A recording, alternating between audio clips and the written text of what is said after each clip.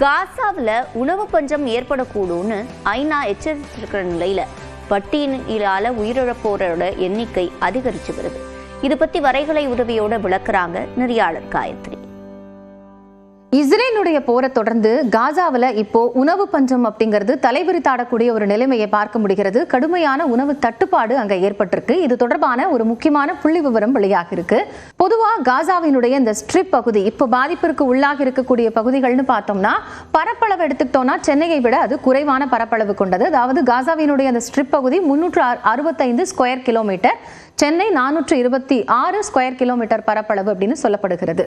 இந்த போரை தொடர்ந்து காசாவில் உணவின்றி தவிக்கக்கூடிய மக்கள் அதிக அளவில் உருவாகி இருக்கிறாங்க. அங்க அவங்களுக்கான அன்றாட வேலைகள் இப்படி எதுவுமே இல்லாம கையறு நிலையில் இருக்கக்கூடிய ஒரு சூழல் தான் இருக்கிறது.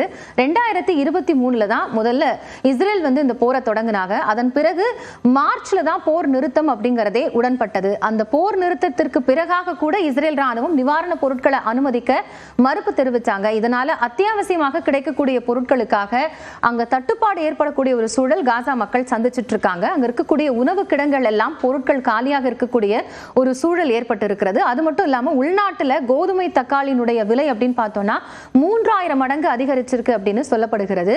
எந்த அளவிற்குனா 1 கிலோ தக்காளி 5000 ரூபாய்க்கும் கோதுமை 1 கிலோ 12000 ரூபாய் வரைக்கும் விற்கப்படுறதாக சொல்லப்படுகிறது. அடுத்ததா பார்த்தோம்னா காசாவில் இது போன்ற ஒரு உணவு பஞ்சம் ஏற்படும் அப்படின்னு ஐநா எச்சரிக்கை விடுத்திருக்கிறாங்க. மார்ச்சில் அந்த உணவு பஞ்சம் ஏற்படும் அப்படிங்கிறது சொல்லப்பட்டிருந்தது. அதை தொடர்ந்துதான் இப்போ ஒரு பெரிய தட்டுப்பாடு அப்படிங்கிறது உருவாகி இருக்கு.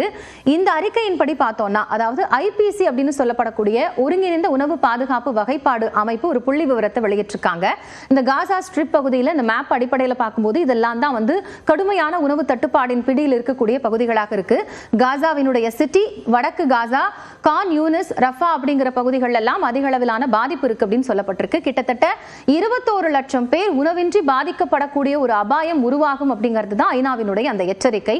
அது மட்டும் இல்லாம ஐபிசி குறிப்பிட்டிருக்கக்கூடிய இன்னொரு விஷயம் என்ன அப்படின்னா 5ல் 1 பட்டினியால வாடக்கூடிய ஒரு சூழல் உருவாகும் இன்னைக்கு இருக்கக்கூடிய கணக்கின் அடிப்படையில் அப்படிங்கிற ஒரு தகவலும் வெளியாக இருக்கு. கடந்த 40 நாட்கள்ல, அதாவது ஏப்ரல் 1 மே 10 வரைக்கும் கணக்கிட்டோம்னா இந்த 40 நாட்கள்ல மட்டும் 2.44 லட்சம் பேர் பட்டினியால பாதிக்கப்பட்டிருக்கிறாங்க.